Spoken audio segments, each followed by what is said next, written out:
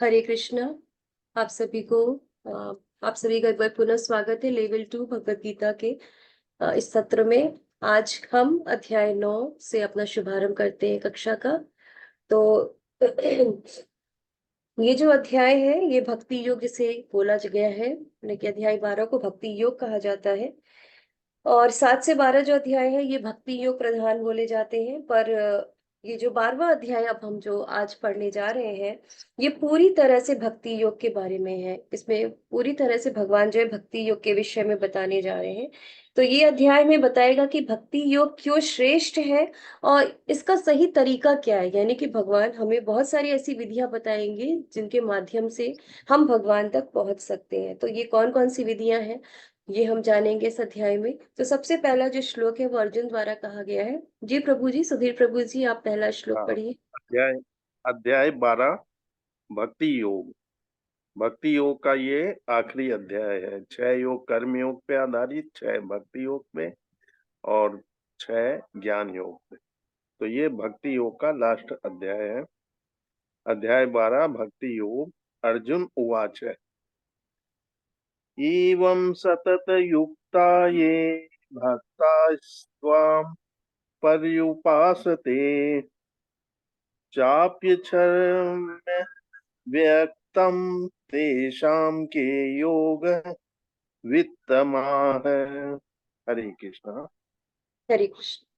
तो अर्जुन ने पहले श्लोक में भगवान से पूछा, जो आपकी सेवा में सदैव तत्पर रहते हैं या जो अव्यक्त निर्विशेष ब्रह्म की पूजा करते हैं, इन दोनों में से किसे अधिक पूर्ण या सिद्ध माना जाए। तो पहला जो श्लोक का प्रारंभ हो रहा है वो अर्जुन के प्रश्न से प्रारंभ हो रहा है। तो दो प्रकार के लोग होते हैं। एक तरह के वो होते हैं जो भगवान के साकार रूप में उनकी पूजा उनकी अर्चना करते हैं, और दूसरे वो होते हैं जो भगवान की निराकार ब्रह्म के रूप में उनको मानते हैं। तो इस तरह से अर्जुन दोनों के विषय में पूछ रहे हैं भगवान से कि भगवान इन दोनों में से अधिक श्रेष्ठ क्या है, अधिक सिद्ध किसे माना जाए, या पूर्ण क्या है इन दोनों में से। तो अब देखते हैं अर्जुन जो है इसका क्या जवाब देते हैं। लेकिन इसके पहले अर्जुन के भगवान के उत्तर से पहले हम एक बात और डिस्कस कर लेते हैं यहाँ पे, कि ये जो दोनों ही विधियां भगवान से अर्जुन ने पूछा, तो दोनों ही भगवान की सेवा कर रहे हैं, चाहे वो साकार रूप में कर रहे हो या निराकार रूप में कर रहे हो, भगवान की सेवा दोनों ही कर रहे हैं। दोनों ही भगवान को प्राप्त करने का प्रयास कर रहे हैं। हम किसी को यहाँ पे गलत नहीं बोल सकते, क्योंकि अर्जुन ने ये नहीं कहा है कि आप बताइए कि कौन सही है या कौन गलत है ना। अर्जुन का प्रश्न एकदम स्पष्ट है यहाँ पे कि इन दोनों में से अधिक पूर्ण किसे माना जाए, अधिक सिद्ध किसे माना जाए। तो यहाँ पे सही गलत का प्रश्न नहीं है, ये हमें बिल्कुल स्पष्ट होना चाहिए। यहाँ पे ये पूछा जा रहा है कि दोनों में श्रेष्ठ कौन है, कौन ज्यादा अधिक पूर्ण माना जाएगा, या कौन अधिक सिद्ध है। ठीक है। तो यहाँ पे सही गलत के विषय में प्रश्न नहीं है, ये हमें पता होना चाहिए। तो देखते हैं भगवान क्या उत्तर देते हैं। दूसरा श्री भगवान उवाच मद्या विश्वय मनो ये मां नित्य युक्ता उपासते श्रद्धया परयो पेतास्तु ते मे युक्तमा मता है। हरे कृष्ण। में युक्त तमामताः। तो श्री भगवान ने क्या कहा, जो लोग अपने मन को मेरे साकार रूप में एकाग्र करते हैं और अत्यंत श्रद्धा पूर्वक मेरी पूजा करने में सदैव लगे रहते हैं, वे मेरे द्वारा परम सिद्ध माने जाते हैं। तो भगवान ने किसके बारे में यहाँ पे कहा, भगवान ने बताया कि जो साकार रूप में भगवान की सेवा कर रहा है, यानी कि जो भगवान की विग्रह रूप में सेवा कर रहा है, भगवान ने उसके विषय में बताया कि उसे परम सिद्ध माना जाना चाहिए। तो इस तरह से भगवान ने अपना उत्तर अर्जुन को सुनाया। तो प्रभुपाद अपने परिपट में बताते हैं कि जो व्यक्ति भगवान के साकार रूप में अपने मन को एकाग्र करता है और जो अत्यंत श्रद्धा तथा निष्ठा पूर्वक उनको पूजता है, उसे योग में परम सिद्ध मानना चाहिए। यानी कि भगवान ने एकदम स्पष्ट यहाँ पे बोल दिया, एकदम क्लियर बोल दिया कि जो भगवान के साकार रूप में उनकी सेवा करता है, जो उनके विग्रह रूप में उनकी सेवा करता है, उसे ही भगवान ने बोला है कि परम सिद्ध माना जाना चाहिए। तीसरा श्लोक है। ये तीसरा और चौथा तीसरा और चौथा प्रभु दोनों ही एक साथ। सॉरी, हाँ, तीसरा, थर्ड एंड फोर्थ। ते त्वक्षर मनिर्देश्यम् व्यक्तम् पयुपासते सर्वत्र गम चिन्त्यम् च कूटस्थं चलम ध्रुवम। चौथा है, सन्नियम्येन्द्रिय ग्रामं सर्वत्र सम्बुद्धयः ते प्राप्नुवन्ति मामेव सर्वभूतहिते रताः। हरे कृष्णा। धन्यवाद प्रभु, हरे कृष्णा। लेकिन जो लोग अपनी इंद्रियों को वश में करके तथा सबों के प्रति संभाव रखकर परम सत्य की निराकार कल्पना के अंतर्गत उस अव्यक्त की पूरी तरह से पूजा करते हैं, जो इंद्रियों की अनुभूति के परे है, सर्वव्यापी है, अकल्पनीय है, अपरिवर्तनीय है, अचल तथा ध्रुव है, वे समस्त लोगों के कल्याण में संलग्न रहकर अंततः मुझे प्राप्त करते हैं। तो भगवान ने यहाँ पे निराकारवादियों के बारे में बता रहे हैं। भगवान ने अभी पीछे तो स्पष्ट कहा कि जो मेरी साकार रूप में पूजा कर रहे हैं वही श्रेष्ठ है, लेकिन भगवान अब ये भी कह रहे हैं कि अब श्रेष्ठता के बीच में कंपैरिजन हो रहा है ना, तो भगवान ने निराकार को श्रेष्ठ क्यों नहीं कहा, तो उसका भी तो कारण भगवान को बताना चाहिए ना। तो भगवान अब यहाँ पे बता रहे हैं। तो भगवान बता रहे हैं कि ये दोनों ही रास्ते जो है वो मुझ तक पहुंचने के रास्ते हैं। पहला वो रास्ता है जो साकार रूप है, यानी कि जो प्रत्यक्ष रूप में मेरी सेवा कर रहे हैं, और वो परम सिद्ध है, भगवान ने ये बोला। फिर भगवान ये बता रहे हैं कि जो निराकारवादी हैं वो भी अंततः मुझे ही प्राप्त करते हैं, यानी कि निराकारवादी भी भगवान बता रहे हैं कि वो भी भगवान को प्राप्त करते हैं। लेकिन आगे उसके विषय में भगवान और भी बहुत कुछ बताने जा रहे हैं कि आखिर इस विधि में क्या ऐसी कमी है जिसकी वजह से भगवान ने इसे श्रेष्ठ नहीं कहा। तो भगवान ने इसने श्लोक में बताया है कि जो लोग अपनी इंद्रियों को वश में करके, यानी कि जो निराकारवादी हैं, उन्होंने अपनी इंद्रियों को वश में कर लिया है तथा सबों के प्रति संभाव रखकर, यानी कि सभी जीवों के प्रति जिस जो संभाव रख रहा है, परम सत्य की निराकार कल्पना के अंतर्गत, यानी कि निराकार कल्पना जो भगवान की है उनकी पूजा करते हैं, और जो इंद्रियों की अनुभूति के परे है, सर्वव्यापी है, कल्पनीय है, यानी कि यहाँ पे भगवान की पूजा के विषय में बताया जा रहा है कि जो इंद्रियों की अनुभूति के परे है, सर्वव्यापी है, अकल्पनीय है, परिवर्तनीय है, अचल है, ध्रुव है, वे समस्त लोगों के कल्याण में संलग्न रहकर अंततः मुझे प्राप्त करते हैं। तो ऐसे लोग जो है वो मुझे प्राप्त करते हैं। तो भगवान ने इस तरह से निराकारवादियों के विषय में बताया कि वो भी मुझे प्राप्त करते हैं अंततः। श्लोका 5। पांचवा श्लोक। क्लेशोऽधिकतर स्तेषां व्यक्तासक्तचेतसाम् अव्यक्ता हि गतिर्दुःखम् देहवद्भिर्वाप्यते। हरे कृष्ण। हरे कृष्ण। जिन लोगों के मन परमेश्वर के अव्यक्त निराकार स्वरूप के प्रति आसक्त हैं, उनके लिए प्रगति कर पाना अत्यंत कष्टप्रद है। अब देखिए भगवान ने इसे श्रेष्ठ क्यों नहीं बोला, उसका रीजन भगवान यहाँ पे दे रहे हैं। देहधारियों के लिए उस क्षेत्र में प्रगति कर पाना सदैव दुष्कर होता है। तो भगवान यहाँ पे साफ साफ कह रहे हैं कि जो निराकार, लेकिन जो निराकारवादी जिस मार्ग का पालन करते हैं, उस मार्ग पर प्रगति कर पाना बहुत कठिन है, दुष्कर है। वहां उस क्षेत्र में प्रगति कर पाना हमेशा ही दुष्कर रहता है। तो भगवान यहाँ पे कह रहे हैं कि साकार रूप की जो भक्ति मार्ग का अब जो साकार रूप में जो भगवान की भक्ति का मार्ग होता है वो आसान होता है। तो भगवान यहाँ पे कह रहे हैं कि लेकिन जो निराकारवादी है उनको समय लगता है, यानी कि उनके लिए प्रगति कर पाना कष्टप्रद रहता है और दुष्कर भी हो जाता है ये मार्ग।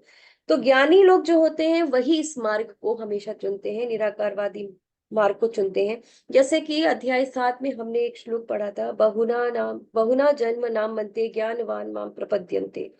तो वहां पे हमने पढ़ा था कि बहुत जन्म लगता है भगवान को पाने में, ना बहुत जन्म जन्मांतर लग जाते हैं भगवान को प्राप्त करने के लिए।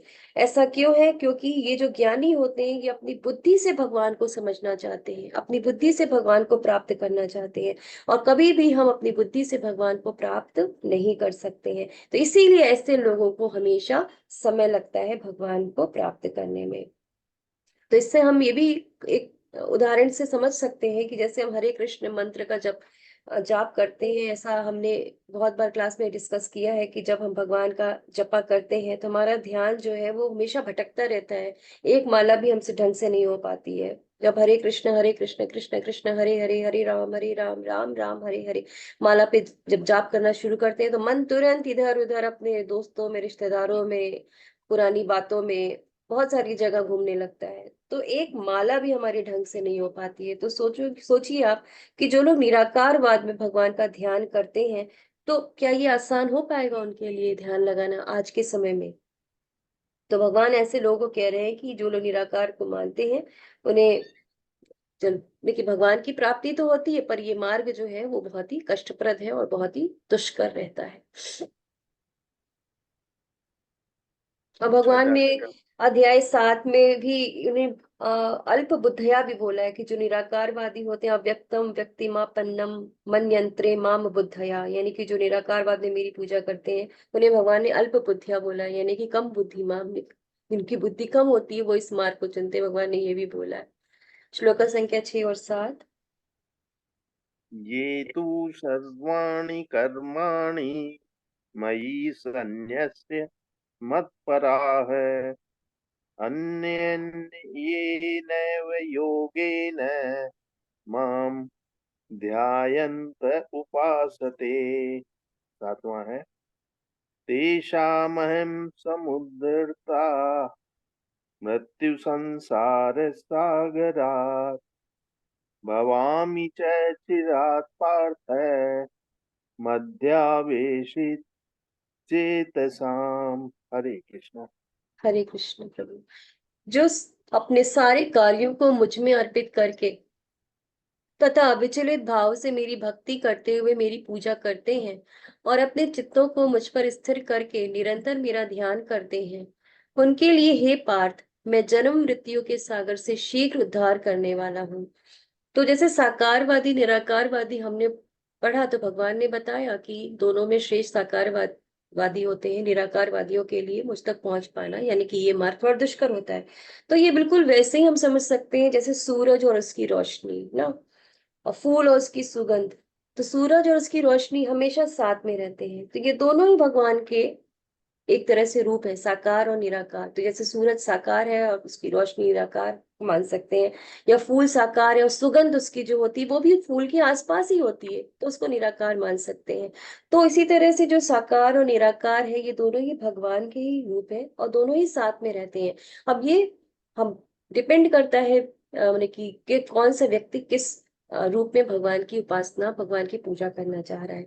तो श्लोक 6-7 के माध्यम से भगवान क्या बताना चाह रहे हैं कि जो अपने सारे कार्यों को मुझ में अर्पित करते हुए तथा अविचलित भाव से मेरी भक्ति करते हुए मेरी पूजा करते हैं और अपने चित्तों को मुझ पर स्थिर करके निरंतर मेरा ध्यान करते हैं, मैं जन्म मृत्यु के सागर से शीघ्र उद्धार करने वाला हूँ।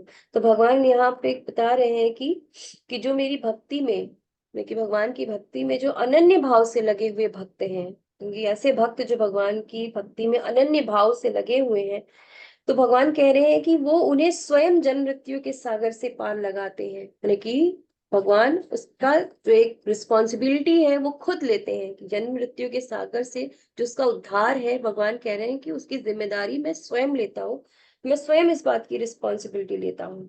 तो इस तरह से भगवान स्वयं आते हैं और अपने धाम को ले जाते हैं ऐसे जो भक्त होते हैं उनको। तो प्रभुपाद ये भी बताते हैं कि अपने उदाहरण के माध्यम से प्रभुपाद ये बात बताते हैं कि कोई कितना भी अच्छा स्विमर क्यों ना हो, यानी कि कोई कितना भी अच्छा तैराक क्यों ना हो, तैराक मतलब कि कोई कितनी अच्छी स्विमिंग क्यों ना कर लेता हो, तैराकी क्यों ना अच्छी कर लेता हो, लेकिन अगर वो बीच समुद्र में गिर जाए तो क्या होगा? वो कितना भी प्रयत्न कर ले, वो अपने आप को नहीं बचा सकता। आप बहुत अच्छे तैराक हैं, आपको बहुत अच्छी स्विमिंग आती है, लेकिन बीच समुद्र में अगर आप गिर जाएंगे तो आप अपने आप को नहीं बचा सकते हैं।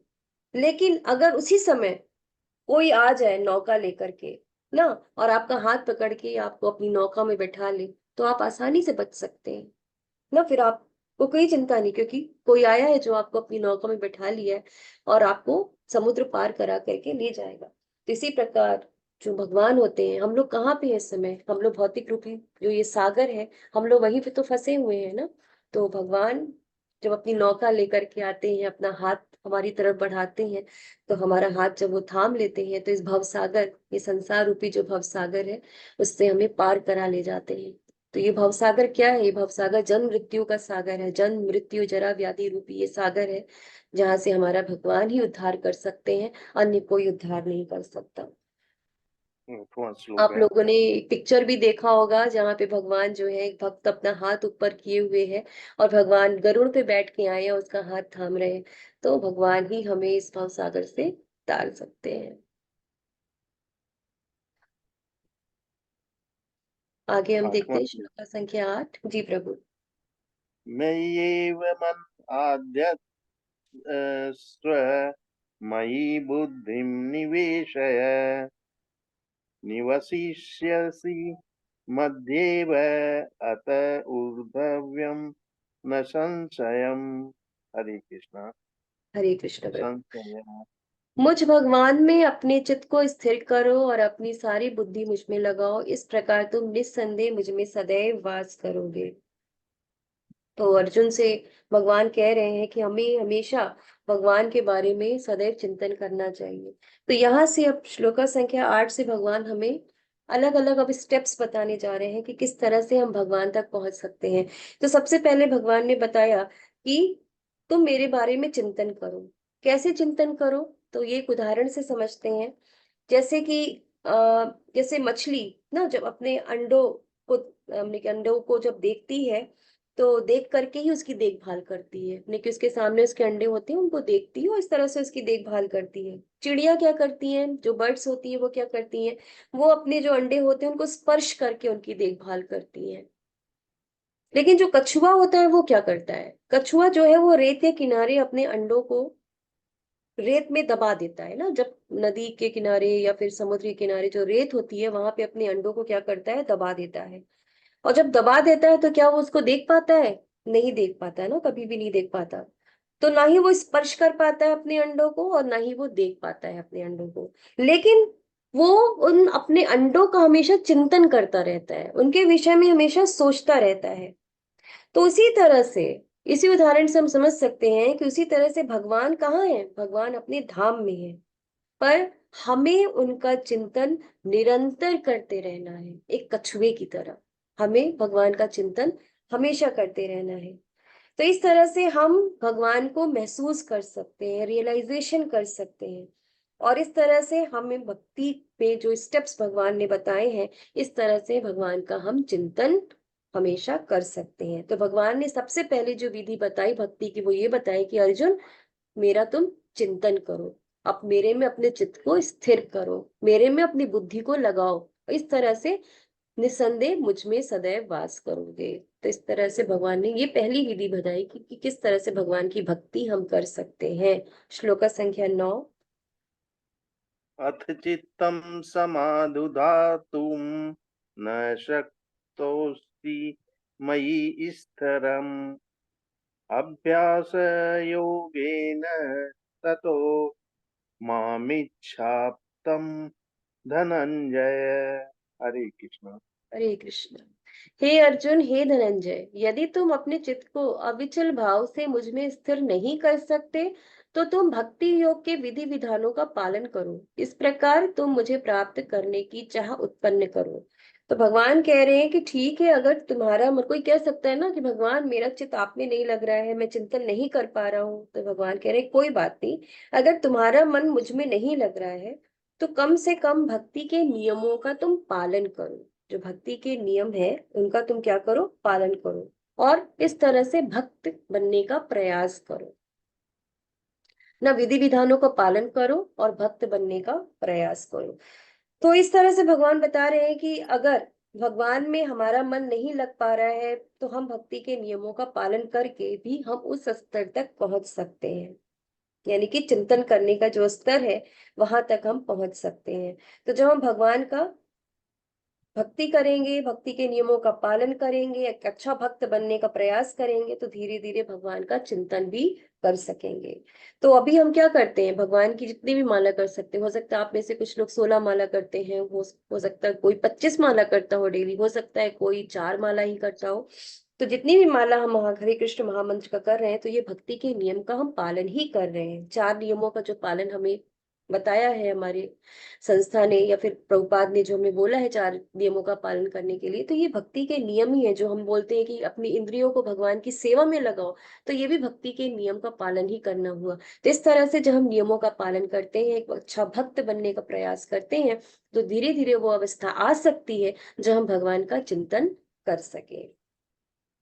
लेकिन 10वां हो श्लोक सकता है है। कोई ये भी कहे कि हमारा भक्ति के नियमों का पालन नहीं हो पा रहा है। कोई ये कह सकता है ना, मुझसे तो एक माला भी नहीं हो पाती है, 4 नियम का पालन मुझसे नहीं हो पा रहा है, मेरी इंद्रियां जो है भगवान की सेवा में नहीं लग पा रही हैं। तो आगे भगवान ने और भी रास्ते बताए हैं। तो देखते हैं भगवान क्या कहते हैं आगे, श्लोक संख्या 10। अभ्यासे अप्यसमर्थोऽसि मत्कर्म परमो भव मदर्थमपि कर्माणि कुर्वन् सिद्धिं वाप्यस्यसि। हरे कृष्ण। हरे कृष्ण प्रभु। तो भगवान अब कहते हैं, यदि तुम भक्ति योग के विधि विधानों का भी अभ्यास नहीं कर सकते, तो मेरे लिए कर्म का करने का प्रयत्न करो, क्योंकि मेरे लिए कर्म करने से तुम पूर्ण अवस्था यानी कि सिद्धि को प्राप्त होगे। तो जैसा मैंने भी बताया कि कोई कह सकता है कि मुझे भक्ति के नियमों का पालन नहीं हो पा रहा है, तो भगवान कह रहे हैं कोई बात नहीं है, ठीक है, अगर तुमसे भक्ति के नियमों का पालन नहीं हो पा रहा है तो ठीक है, नहीं हो पा रहा है, क्योंकि ये जो हैबिट्स होती हैं, ये जो आदतें होती हैं, उन्हें अचानक से नहीं छोड़ कोई सकता है। उन्हें अचानक से छोड़ पाना किसी भी व्यक्ति के लिए आसान नहीं है, वो थोड़ा सा मुश्किल होता है। कैसे मुश्किल होता है, जैसे एक पंखा चल रहा है, गर्मी के दिन है, आप सभी के घरों में पंखा चल रहा होगा। अभी आप अगर स्विच ऑफ करेंगे तो क्या होगा, पंखा तुरंत बंद हो जाएगा? नहीं, उसको बंद होने में समय लगेगा, धीरे धीरे करते करते वो धीरे धीरे करके वो बंद होगा। लेकिन शुरू में क्या होगा, चलता रहेगा चलता रहेगा। उसी तरह से जो हमारी आदतें हैं, वो तुरंत नहीं जाती हैं, उनको जाने में समय लगता है। तो ये बात भगवान भी जानते हैं, भगवान भी समझते हैं। तो यही बात हम लोग यहाँ पे भी डिस्कस कर रहे हैं। तो हमारी जो पुरानी आदतें होती हैं, वो जाते जाते ही समाप्त होती है। जैसे किसी को बहुत क्रोध आता है, और हमसे ऐसा कहा जाता है कि क्रोध नहीं करना है, द्वेष नहीं करना है, लेकिन ये आदतें ऐसी हैं जो तुरंत नहीं जाती हैं। लेकिन जब हम भक्ति के नियमों का पालन करते हैं, हरे कृष्ण महामंत्र का जाप करते हैं, तो धीरे धीरे ये जो आदतें हैं, इन पे कंट्रोल होना शुरू होता है। लेकिन एक बार ही ऐसा नहीं कि कोई इतना क्रोध कर रहा हो, दूसरे दिन वो क्रोध करना छोड़ दे और आगे वो क्रोध ही ना करे, ऐसा नहीं है। धीरे धीरे ही ये आदतें समाप्त होती है। तो अगर भगवान कह रहे हैं कि विधि विधानों का पालन नहीं हो पा रहा है, तो मेरे लिए कर्म करने का प्रयास करो। यानी कि तुम जो भी कर्म करो वो मेरे लिए करो।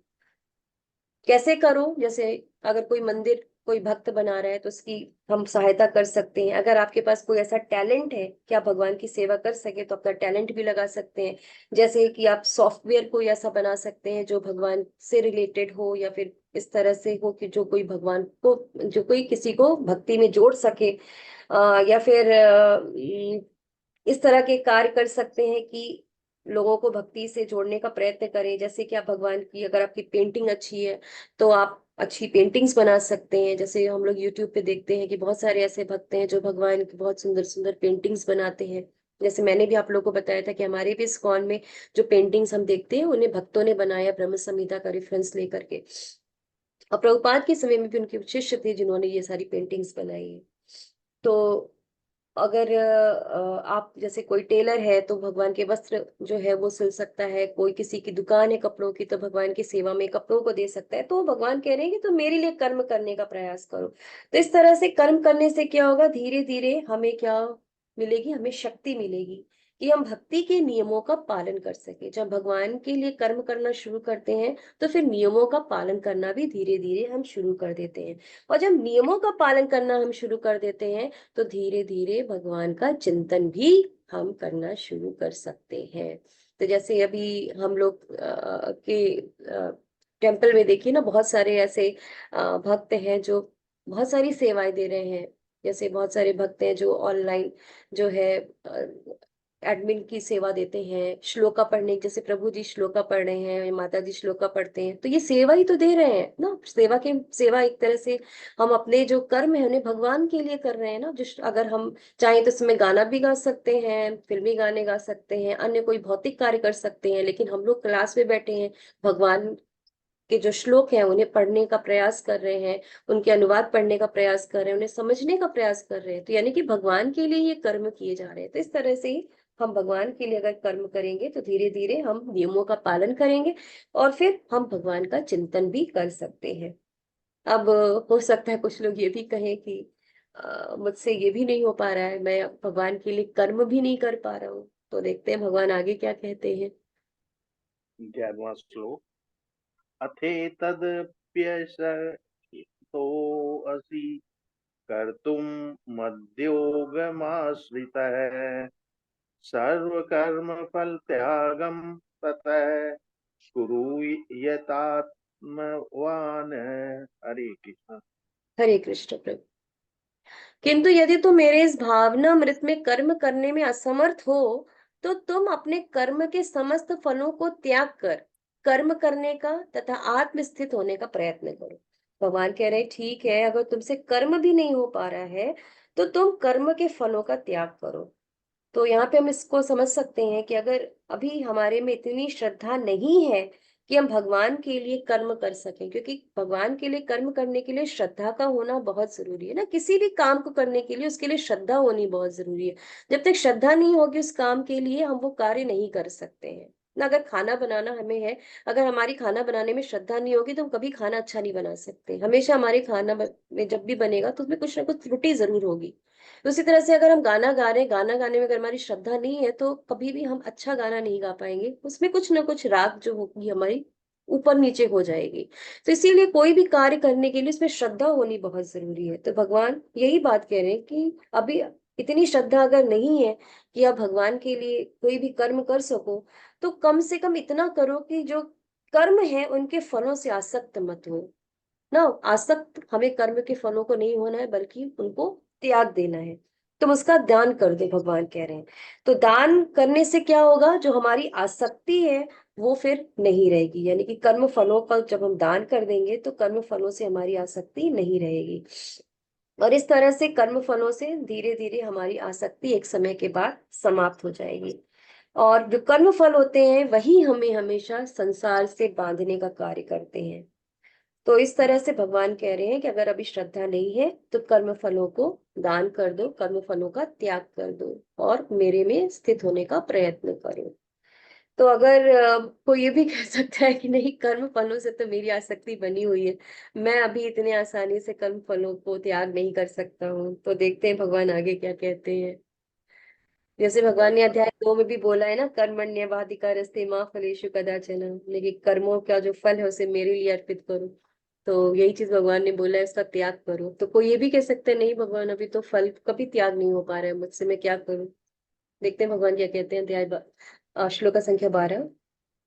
श्रेयो हि ज्ञानमभ्यासञ्जननयानं विशिष्यते ध्यानात् कर्मफलत्याग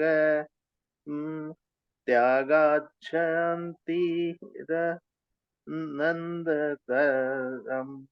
हरे कृष्ण। हरे कृष्ण प्रभु। तो भगवान कह रहे हैं अगर नहीं हो पा रहा है तुम्हें, यानी कि कर्म के फलों का त्याग अगर तुम नहीं कर पा रहे हो, तो इसका अर्थ ये है कि तुम्हारे में ज्ञान की कमी है अभी। यदि तुम यह अभ्यास नहीं कर सकते तो ज्ञान के अनुशीलन में लग जाओ। लेकिन ज्ञान से श्रेष्ठ ध्यान है और ध्यान से भी श्रेष्ठ है कर्म फलों का परित्याग, क्योंकि ऐसे त्याग से मनुष्य को मन शांति प्राप्त हो सकती है। तो भगवान कह रहे हैं कि अगर नहीं हो पा रहा है, इसका अर्थ ये है कि तुम्हारे में अभी ज्ञान की कमी है।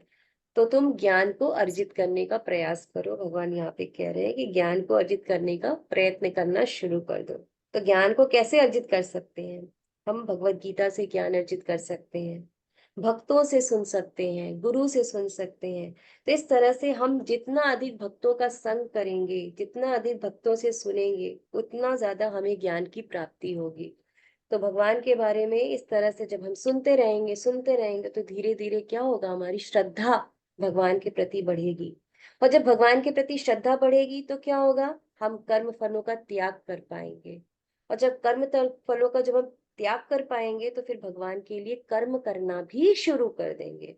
और जब कर्म करना शुरू करेंगे तो विधि विधानों यानी कि नियमों का पालन, यानी कि भक्ति के नियमों का पालन करना शुरू कर देंगे। और जब भक्ति के नियमों का पालन शुरू करेंगे तो फिर भगवान का चिंतन भी कर पाएंगे। तो देखिए ना, भगवान ने कितना इजी स्टेप बताया है कि अगर कोई उच्च श्रेणी का भक्त नहीं है, क्योंकि चिंतन करना भगवान का, सदैव चिंतन करना, ये शुद्ध भक्त ही केवल कर पाते हैं। हम जैसे जो अभी शुरू शुरू के कि भक्त हैं, हम लोग भगवान का चिंतन अभी नहीं कर पाते हैं। इतना हमारा मन शुद्ध नहीं है अभी कि हम भगवान का चिंतन कर पाए। तो भगवान ने कितनी आसान विधियों से बताया है हमें कि हम कैसे कर सकते हैं। जैसे हम सब अभी गीता का अध्ययन कर रहे हैं ना, तो हम ज्ञान अर्जित करने का प्रयास कर रहे हैं, एक दूसरे का संग ले रहे हैं। जैसा कि चैतन्य चरितमृत में भी बोला गया है, साधु संगा सब शास्त्र कहे, लब मात्र साधु संगा सर्व सिद्धि होए। साधु संगा सब शास्त्र कहे, लब मात्र साधु संगा सर्व सिद्धि होए। यानी कि साधु का संग करके ही सभी सिद्धियां हमें प्राप्त हो सकती है, यानी कि भगवान को प्राप्त कर सकते हैं हम। तो इस तरह से भगवान ने ये जो नियम बताए हैं भक्ति के, स्टेप वाइज बताए हैं, अगर हम उनका पालन करेंगे तो हम भगवान का चिंतन कर सकते हैं। तो पहले भगवान ने क्या स्टेप फॉलो करना है, पहले में ज्ञान अर्जित करना है, ताकि हम भगवान का क्या कर सके, जो कर्म फल है कर्म फलों को त्याग कर सके। कर्म फलों को त्याग करने से क्या होगा, हम कर्म करना शुरू करेंगे भगवान के लिए। कर्म करना जब शुरू करेंगे तो क्या होगा, हम भक्ति के जो विधि विधान है, भक्ति के जो नियम है, उनका पालन कर पाएंगे। और जब भक्ति के नियमों का पालन कर पाएंगे तो फिर हम भगवान का चिंतन भी कर पाएंगे, यानी कि जो सबसे टॉप मोस्ट स्टेप है हम वहां तक पहुंच सकते हैं। तो भगवान आगे ये भी कह रहे हैं श्लोका के माध्यम से, अगर ज्ञान नहीं कर पा रहे हो तो ध्यान करो। तो ध्यान की सरल विधि क्या है, भगवान के नाम का जप करना। यानी कि अगर भगवत गीता और भागवतम का अध्ययन नहीं हो पा रहा है तो कोई बात नहीं, हरे कृष्ण महामंत्र का जाप से ही आप शुरू करिए। जैसे अब जब हम लोग जब इस्कॉन संस्था में जुड़ते हैं तो सबसे पहले वो हमें क्या कहते हैं कि भगवान के नाम का जप करिए, ज्यादा नहीं, केवल एक ही माला करिए। क्योंकि यही आज के समय में ध्यान की विधि है, भगवान के नाम का जप करना। तो जब भगवान के नाम का जपा करते हैं तो भगवान को समझने के लिए हमें फिर उत्कंठा होती है, तो फिर हम भगवत गीता को समझने का प्रयास करते हैं। तो इस तरह से धीरे धीरे ज्ञान आता है और हम भक्ति में आगे बढ़ सकते हैं। तो इस तरह से भगवान ने ये स्टेप्स बताए हैं कि किस तरह से कोई भी व्यक्ति भक्ति में आगे बढ़ सकता है। तो आप देखिए ना, इसीलिए इस अध्याय को भक्ति योग बोला गया है, क्योंकि ये जो अध्याय है ये बहुत सुंदर अध्याय है। और ये हमें बताता है कि हम कैसे भगवान तक पहुंच सकते हैं। श्लोका संख्या 13 और 14। 13 और 14। अद्वेष्टा सर्वभूतानां मैत्रः करुण एव च निर्ममो निरहङ्कारः समदुःखः सुखः क्षमी। 14वां श्लोक। सन्तुष्टः सततं योगी यतात्मा दृढनिश्चयः मध्यर्पितमनोबुद्धिर्यो मभक्त स मे प्रिय। हरे कृष्ण। हरे कृष्ण प्रभु। जो किसी से द्वेष नहीं करता लेकिन सभी जीवों का दयालु मित्र है। तो यहाँ इस श्लोक से अब भगवान भक्तों के लक्षण के बारे में बताने जा रहे हैं कि जब कोई भक्ति करता है तो उसमें कौन कौन से लक्षण आ सकते हैं, या कोई अगर भक्ति कर रहा है तो उसमें कौन कौन से लक्षण देखने को मिल सकते हैं। तो ये भगवान यहाँ से बताना प्रारंभ कर रहे हैं। तो भगवान बता रहे हैं कि जो किसी से द्वेष नहीं करता लेकिन सभी जीवों का दयालु मित्र है, जो अपने को स्वामी नहीं मानता और मिथ्या अहंकार से मुक्त है, जो सुख दुख में संभाव रहता है, सहिष्णु है, सदैव आत्मतुष्ट रहता है, आत्म संयमी है, तथा जो निश्चय के साथ मुझ में मन तथा बुद्धि को स्थिर करके भक्ति में लगा रहता है, ऐसा भक्त मुझे अत्यंत प्रिय है। तो यहाँ पे भगवान ने भक्तों के कुछ लक्षण बताए हैं, तो हम लोग भी थोड़ी चर्चा करते हैं इस पे। तो पहले भगवान ने बोला है जो किसी से द्वेष नहीं करता है। तो ये बहुत इंपॉर्टेंट चीज है, क्योंकि आज के समय में हम देखते हैं लोग एक दूसरे के प्रति द्वेष बहुत रखते हैं, एक दूसरे के प्रति ईर्ष्यालु बहुत है आज के समय में। तो भगवान कह रहे हैं कि मेरे भक्त में ये गुण होना चाहिए कि वो किसी से द्वेष न रखता हो, लेकिन सभी जीवों का दयालु मित्र हो, यानी कि सभी के ऊपर उस सभी के प्रति दयालु होना चाहिए, यानी कि सभी प्राणियों पर उसे दया भाव होना चाहिए। जो अपने को स्वामी नहीं मानता तथा मिथ्या अहंकार से मुक्त है, निर्ममा, यहाँ पे जो शब्द आया है, तो प्रभुपाद अपने परिपट में ही बताते हैं, बहुत अच्छी बात प्रभुपाद बता रहे हैं यहाँ पे, कि भक्त शारीरिक कष्टों की प्रधानता नहीं प्रदान करता, क्योंकि वह अच्छी तरह से जानता है कि वह भौतिक शरीर नहीं है। वह अपने को शरीर नहीं मानता, अतः वह मिथ्या अहंकार के बोध से मुक्त होता है। तो मिथ्या अहंकार क्या है? जो हम ये मानते हैं कि हम शरीर हैं, जब हम अपने आप को शरीर के स्तर पे देखते हैं, तो यही हमारा मिथ्या अहंकार है। तो भगवान कह रहे हैं यही बात, कि जो अपने को स्वामी नहीं मानता, यानी कि शरीर को जो स्वामी नहीं मानता, स्वामी किसको मानता है? भगवान परमात्मा को मानता है। और मिथ्या अहंकार से मुक्त है, जो सुख दुख में संभाव है, यानी कि चाहे सुख आए चाहे दुख आए, दोनों में ही ऐसा व्यक्ति क्या होता है? संभाव रहता है, एक समान रहता है। ना सुख में ना बहुत बरगलाता है, ना दुख में दुखी होता है बहुत ज्यादा। सहिष्णु है, सदैव आत्मतुष्ट रहता है, यानी कि जो पूर्णतया इस बात से सहिष्णु का अर्थ ये हो गया कि जो भगवत कृपा से उसको जो भी प्राप्त हुआ है, यानी कि भगवान की कृपा से उसे जो कुछ भी प्राप्त हुआ है, वो उसमें क्या होता है? संतुष्ट रहता है, आत्मतुष्ट रहता है।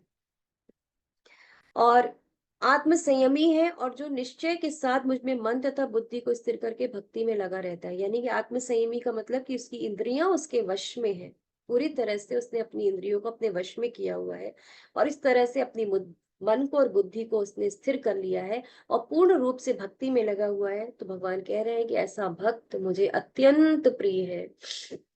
तो आप लोग बताइए कि आप लोगों में इसमें से कौन कौन से गुण हैं, और फिर जो गुण नहीं अभी डेवलप है, तो हम कौन सा ऐसा गुण डेवलप कर सकते हैं जिससे हम भक्ति में स्थिर हो सकते हैं, और भगवान को जब हम ये गुण डेवलप कर लेंगे तो भगवान को शायद प्रिय भी हो जाए। तो हम यहाँ पे अपने आप को भी देख सकते हैं कि हमें कौन कौन से गुण हैं। श्लोका संख्या 15। यस्मान्नो द्विजते लोको लोकान्नो द्विजते च यः हर्षामर्षभयो द्विगैर्मुक्तो यः सज मे प्रियः। हरि। हरे कृष्ण। जिससे किसी को कष्ट नहीं पहुंचता, तथा जो अन्य किसी के द्वारा विचलित नहीं किया जाता, जो सुख दुख में, भय तथा चिंता में संभाव रहता है, वह मुझे अत्यंत प्रिय है। तो भगवान यहाँ पे बता रहे हैं जो किसी को कष्ट नहीं पहुंचाता।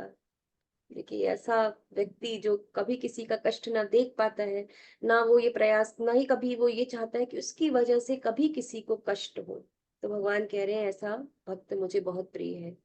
जो अन्य किसी के द्वारा विचलित नहीं किया जाता, यानी कि जो सभी के ऊपर दयालु रहता है, वो ऐसा कोई कार्य नहीं करता जिसकी वजह से किसी को भी चिंता, उसकी वजह से चिंता हो, या फिर किसी को भी विचलित नहीं करना चाहता। तो भगवत कृपा से वो किसी भी बाह्य, जो भी बाह्य उपद्रव होते हैं, उनसे कभी भी क्षुब्ध नहीं होता, उनसे कभी भी वो विचलित नहीं होता। यानी कि अब भौतिक संसार में है तो बाहर से ऐसे बहुत सारे कि कारण बनते हैं जो हमें विचलित कर सकते हैं, लेकिन जो भक्त होता है वो कभी भी भौतिक जो भी अस्थिरता उसके जीवन में आती है उससे कभी भी विचलित नहीं होता। जो सुख दुख में, भय तथा चिंता में संभाव रहता है। तो संभाव के विषय में भगवान अभी पीछे भी बता रहे हैं, आगे भी बताएंगे, और यहाँ पे भी बता रहे हैं कि हर स्थिति में जो संभाव रहता है, यानी कि द्वंद्वों से जो मुक्त हो चुका है, भय तथा चिंता में भी जो संभाव रहता है, वो मुझे अत्यंत प्रिय है। श्लोका संख्या 16। 16। अनपेक्ष शुचिर्दक्ष उदासीनो गतव्यथः सर्वारंभ परित्यागी यो भक्त स मे प्रिय। हरि कृष्ण। हरे कृष्ण। मेरा ऐसा भक्त जो सामान्य कार्यकलापों पर आश्रित नहीं है, जो शुद्ध है, दक्ष है, चिंता रहित है, समस्त कष्टों से रहित है, और किसी फल के लिए प्रयत्नशील नहीं रहता, मुझे अतिशय प्रिय है।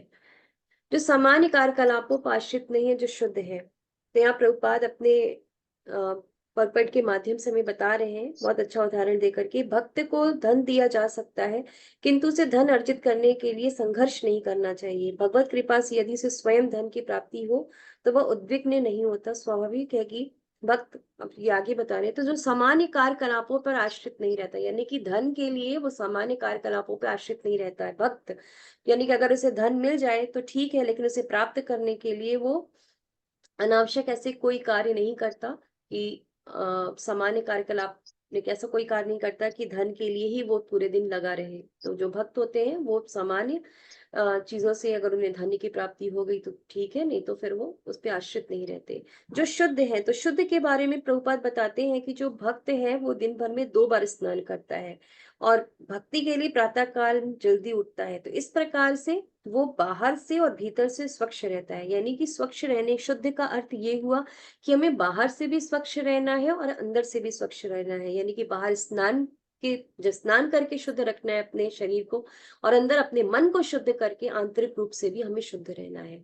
दक्ष है, चिंता रहित है, यानी कि वो समस्त कार्यों में, सभी जितने भी कार्यकलाप जो भक्तों को करने हैं अपने जीवन में, वो उनमें दक्ष रहता है। और इस प्रकार से बता रहे हैं कि समस्त कष्टों से वो रहित है और किसी फल के लिए प्रयत्नशील नहीं रहता, यानी कि किसी भी कर्म फल के प्रति वो इच्छा नहीं रखता है और समस्त कष्टों से रहित है। तो भगवान बता रहे हैं कि ऐसा भक्त उन्हें अतिशय प्रिय है, यानी कि अत्यंत प्रिय है। 7वां श्लोक। न यो न हश्यति न द्वेष्टि न शोचति न कांगच्छति शुभाशुभ परित्यागी भक्तिमान्यः स मे प्रियः। हरे कृष्ण। जो ना कभी हर्षित होता है ना शोक करता है, जो ना पछताता है ना इच्छा करता है, तथा जो शुभ तथा अशुभ दोनों प्रकार की वस्तुओं का परित्याग कर देता है, ऐसा भक्त मुझे अत्यंत प्रिय है। तो भगवान यहाँ पे बता रहे हैं कि शुद्ध भक्त जो है वो भौतिक लाभ से, यानी कि जो भी अगर भौतिक लाभ उसको हो रहा है, उससे ना कभी हर्षित, यानी कि ना कभी खुश होता है। अगर भौतिक लाभ उससे हुआ तो ये नहीं है कि वो खुशी के मारे उछलने लगा, नहीं, वो हर्षित नहीं होता है। और अगर उसको हानि होती है तो वो उससे दुखी भी नहीं होता है, वो हर तरह से संभाव रहता है, सभी द्वंद्वों से मुक्त रहता है।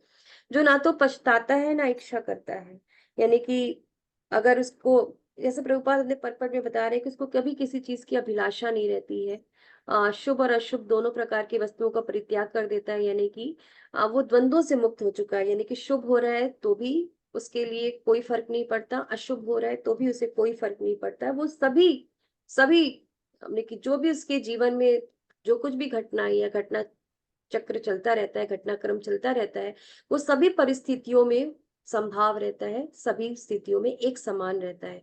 तो भगवान कह रहे हैं कि इस प्रकार का भक्त मुझे अत्यंत प्रिय है। जैसे प्रभुपाद अपने पद में भी बता रहे हैं कि वह परमेश्वर की प्रसन्नता के लिए बड़ी से बड़ी विपत्ति सहने को तैयार रहता है, यानी कि भगवान की प्रसन्नता के लिए वो बड़ी से बड़ी विपत्ति भी सहन कर लेता है। इस तरह से प्रभुपाद बता रहे हैं। तो भक्ति के पालन में उसके लिए कुछ भी बाधक नहीं रहता, यानी कि अगर उसे भक्ति का पालन करना है तो जो भी ऑब्स्टेकल्स आते हैं जीवन में, हमेशा अगर हम इस मनुष्य योनि में है तो ऑब्स्टेकल्स तो आते हैं। अगर हम चाहें कि हम कहीं पे छुप जाएं और दुख हमें हमारे पास नहीं आएगा, तो ऐसा बिल्कुल नहीं है, दुख हमें ढूंढते हुए वहां तक पहुंच ही जाता है। तो अगर हम सोचें कि भक्त हम हैं तो हमारे जीवन में दुख नहीं आएगा, हमेशा हमारे जीवन में सुख आएगा, तो ऐसा बिल्कुल नहीं है। सुख और दुख, जब हम इस योनि में हैं, इस भौतिक संसार में हैं, तो सुख और दुख का चक्र हमारे जीवन में आता ही रहेगा। लेकिन जो भक्त होता है वो उस दुख को जानता है कि ये जो दुख मेरे जीवन में आया है ये उसके पूर्व जो कर्म है उसके अनुसार आया है, लेकिन ये जो दुख मुझे मिल रहा है ये बहुत बड़ा हो सकता था, लेकिन भगवान ने इसे बहुत कम कर दिया है, भगवान ने इसे बहुत छोटा कर दिया है। यानी कि जो पहाड़ रूपी दुख मिलना था वो अब तिल रूपी दुख में मुझे प्राप्त हो रहा है। तो इस तरह से भगवान में विश्वास करके वो उस दुख में भी अपने आप को स्थिर कर लेता है, अपने आप को संभाव रखता है कि ये जो मेरे पिछले जन्मों या पिछले कर्मों का जो हिसाब किताब था, वो भगवान अब उसे क्लोज कर रहे हैं। इस तरह से वो भगवान का शुक्रिया अदा करता है। लेकिन जो भौतिक प्रवृत्ति के लोग होंगे, वो क्या होंगे, छोटे से छोटा चोट भी लग जाता है तो उसमें हाय तौबा मचा के रख देते हैं कि उनके साथ ये क्या हो गया, भगवान तो हमारे बारे में सोचते ही नहीं है, भगवान पे से उनका विश्वास उठ जाता है, भगवान मेरे ही साथ ऐसा करते हैं, मेरे ही साथ ऐसा होता है। वो भगवान के ऊपर सिर्फ ब्लेम ही डालते हैं, भगवान के ऊपर केवल टिक्का टिप्पणी ही करते रहते हैं। तो ये अंतर होता है भौतिकतावादी लोगों में और एक भक्त में। श्लोका संख्या 18 और 19। समय शत्रु च मित्रे च तथा मानापमानयोः शीतोष्ण सुख दुख शेषु समः संग विवर्जितः। 19वां। तुल्य निंदास्तु सनुष संतुष्टो येन केनचित् अनिकेतुः स्थिर मतिर्भक्तिमान में प्रियो नरः। हरे कृष्ण। हरे कृष्ण प्रभु। जो मित्रों तथा शत्रुओं के लिए समान है, जो मान तथा अपमान, शीत तथा गर्मी, सुख तथा दुख, यश तथा अपयश में संभाव रखता है, जो दूषित संगति से सदैव मुक्त रहता है, जो सदैव मौन तथा किसी भी वस्तु से संतुष्ट रहता है, जो किसी प्रकार के घर बार की परवाह नहीं करता, जो ज्ञान में दृढ़ है और जो भक्ति में संलग्न है, ऐसा पुरुष मुझे अत्यंत प्रिय है। तो यहाँ प्रभुपाद बता रहे हैं कि जो भक्त होता है वो हमेशा कुसंगतियों से दूर रहता है, यानी कि ऐसी संगति जो उसे भक्ति के मार्ग से भटका सकती है, वो ऐसी संगति से हमेशा दूर रहता है, ऐसे लोगों का संग नहीं करता। फिर भगवान प्रभुपाद ये भी बता रहे हैं कि जो भक्त होता है वो यश और अपयश, सुख और दुख से हमेशा ऊपर उठा हुआ होता है, और वो धैर्यवान होता है, वो भगवान की कथा के अतिरिक्त कुछ नहीं बोलता। तो यहाँ पे देखिए मौनी शब्द आया है, मौन रहना जिससे कहते हैं। तो मौनी का अर्थ ये नहीं है कि वो कुछ बोलता ही नहीं है, वो बिल्कुल शांत रहता है, ऐसा नहीं है। मौनी का अर्थ है कि वो जो प्रजल्पा है, जो अलाप यानी कि अनावश्यक जो बातचीत है, वो उनको करने से बचता है। अगर भक्त अगर है कोई, अगर वो सिर्फ बोलता है तो सिर्फ भगवान के विषय में बोलता है। तो इसी तरह से मनुष्य को जब अगर बोलना है तो आवश्यकता पड़ने पर ही बोलना चाहिए, और जब भी बोले तो भगवान के विषय में बोलना चाहिए। तो इस तरह से क्या होगा, उसकी जो वाणी होगी धीरे धीरे वो शुद्ध हो जाएगी। तो भक्त समस्त परिस्थितियों में क्या रहता है, सुखी रहता है। वो आवास की कभी भी कोई चिंता नहीं करता है। जैसे हमारे जो षट गोस्वामी थे, जब वो वृंदावन गए तो वहां पे तो कुछ ऐसा नहीं था कि महल बना हुआ है या उनके लिए कोई रहने का कोई स्थान है। तो हमारे षट गोस्वामी थे, जब वृंदावन गए तो वहां पे वो पेड़ के नीचे रात गुजारते थे। और एक दिन जिस पेड़ के नीचे गुजार लेते थे, अगले दिन उस पेड़ के नीचे नहीं गुजारते थे, कि कहीं ऐसा ना हो कि उसे उन्हें उस वृक्ष से आसक्ति ना हो जाए। तो वो हर रात जो है वो वृक्ष बदलते थे, और वृक्ष के नीचे रह करके उन्होंने अपना समय जो है वहां पे वृंदावन में बिताया और भगवान की सेवा की। तो जो भक्त होते हैं वो कभी भी रहने की सुविधा का कभी भी कोई चिंता नहीं करता है।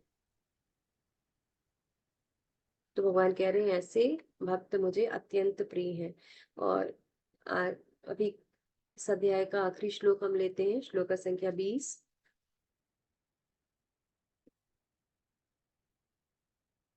हरे कृष्ण प्रभु, आप हैं? ये तो 20वां श्लोक। ये तु धर्मामृतमिदं यथोक्तं पर्युपासते श्रद्धानामत्परमा भक्तास्ते अतीव में प्रिया। हरे कृष्ण। हरे कृष्ण प्रभु। जो इस भक्ति की अमर पद का अनुसरण करते हैं और जो मुझे ही अपना चरम लक्ष्य बनाकर श्रद्धा सहित पूर्ण रूपेण संलग्न रहते हैं, वे भक्त मुझे अत्यधिक प्रिय हैं। तो भगवान इस अध्याय का अंतिम श्लोक इस प्रकार से बोल रहे हैं, ये कि जो इस भक्ति के अमर पथ का अनुसरण करते हैं, तो भगवान ने इस भक्ति के पथ को अमर पथ बोला है, यानी कि शाश्वत पथ है, कभी ना समाप्त होने वाला पथ है। यानी कि भक्ति का ये जो अमर पथ है, ये जो शाश्वत पथ है, इसका जो अनुसरण करते हैं और जो मुझे ही अपना चरम लक्ष्य मानते हैं, तो मनुष्य जीवन का जो हमें मिला है, मनुष्य देह जो मिला है, भगवान की भक्ति करने के लिए मिला है। और हमारा चरम लक्ष्य क्या है? हमारा चरम लक्ष्य है भगवान की प्राप्ति, भक्ति करना और भक्ति के माध्यम से भगवान की प्राप्ति करना। तो यही चीज भगवान बता रहे हैं कि जो मुझे ही अपना चरम लक्ष्य बनाकर श्रद्धा सहित, ये देखिए श्रद्धा का भी, श्रद्धा शब्द का भी भगवान ने यहाँ पे प्रयोग किया है, श्रद्धा के साथ पूर्ण रूपेण संलग्न रहता है, यानी कि पूरी तरह से भगवान की भक्ति में जो इन्वॉल्व रहता है श्रद्धा के साथ, वे भक्त मुझे अत्यधिक प्रिय हैं। तो भगवान कह रहे हैं ऐसे भक्त मुझे बहुत प्रिय हैं। तो प्रभुपाद जैसा कि अपने परपट में बता रहे हैं कि दूसरे श्लोक से लेके अंतिम श्लोक तक, पहला श्लोक तो अर्जुन ने बोला, तो दूसरे श्लोक से लेके अंतिम श्लोक तक भगवान जो है वो अपने पास पहुंचने की जो दिव्य सेवा की जो विधियां हैं, भगवान ने उसकी व्याख्या की है कि किस तरह से कोई भक्त भगवान तक पहुंच सकता है, वो किस माध्यम से पहुंच सकता है और उसमें क्या गुण होने चाहिए जो भगवान को प्रिय है। तो इस तरह से जो भक्त भगवान को प्रिय होगा वही तो भगवान तक पहुंच सकता है ना। भगवान का जो एक ब्लेसिंग है, केवल ऐसे ही भक्त को तो मिलेगा ना जिसमें ये सारे गुण हो गए, और फिर भगवान उनको वो रास्ता दिखाएंगे गुरु के माध्यम से, शास्त्र के माध्यम से, भक्तों के माध्यम से, कि वो भगवान तक पहुंच सके। तो इस तरह से भगवान ने अपने पास पहुंचने तक की, अपने तक पहुंचने तक की बहुत, ये जो सेवा की विधियां बताई हैं उसकी व्याख्या की है। तो ऐसी विधियां उन्हें अत्यंत प्रिय हैं और इनमें लगे हुए व्यक्तियों को वो स्वीकार करते हैं, यानी कि जो विधि भगवान ने बताई है ये भगवान को बहुत प्रिय है, और इस माध्यम से भगवान तक कोई भी व्यक्ति पहुंच सकता है, और जो व्यक्ति पहुंचता है तो भगवान उसको स्वीकार करते हैं। तो प्रभुपाद ने अपने परपट में एक बात और भी बहुत अच्छी बताई है, सुसंगति से मनुष्य में भक्ति के प्रति आसक्ति उत्पन्न होती है। सुसंगति का अर्थ हुआ कि भक्तों का संग, भक्तों का संग ही केवल सुसंगति है, संसार में अन्य कोई भी सुसंगति नहीं है। तो सुसंगति से मनुष्य में भक्ति के प्रति आसक्ति उत्पन्न होती है, जिससे वह प्रामाणिक गुरु बनता है। लेकिन ऐसे ही व्यक्ति क्या होता है, प्रामाणिक गुरु बनते हैं, और जब वह उससे श्रद्धा, आसक्ति तथा भक्ति के साथ सुनता है, और इस तरह के व्यक्ति से जब कोई व्यक्ति श्रद्धा, आसक्ति और भक्ति के साथ सुनता है, यानी कि गुरु से जब कोई श्रद्धा के साथ, आसक्ति के साथ, भक्ति के साथ सुनता है, कीर्तन करता है और भक्ति के विधि विधानों का पालन करता है, तो इस तरह से वह भगवान की दिव्य सेवा में तत्पर हो सकता है। तो इस तरह से ये अध्याय हमारा यहाँ पे संपूर्ण हुआ। इस प्रकार भगवत गीता के 12वें अध्याय भक्ति योग का भक्ति वेदांत तात्पर्य पूर्ण हुआ। हरे कृष्ण सभी को। हरि बोल, हरि।